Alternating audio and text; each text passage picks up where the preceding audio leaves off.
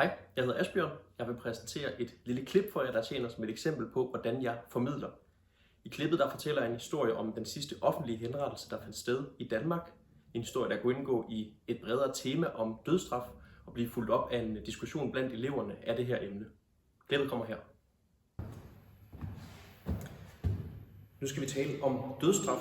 Jeg vil fortælle jer om den sidste offentlige henrettelse, der fandt sted i Danmark. Den gik ud over ham manden, I ser på billedet der. Anders Schellener hed han. Han havde begået et såkaldt rovmord og blev derfor idømt dødsstraf ved halshugning. Så en kold novembermorgen i 1882, der lagde Anders Schellener hovedet på blokken. 3.000 mennesker havde samlet sig for at overvære det her ske, men det gik ikke helt som det skulle. Bødlen huggede, men ramte forkert, så han ramte Anders Schellener i skulderen. Blodet begyndte at sprøjte, og der var flere af de forsamlede, der besvimede. Bødlen skyndte sig så at hugge igen, men i andet hug kom han kun halvvejs igennem halsen, så først i tredje forsøg lykkedes det altså at skille hovedet fra kroppen.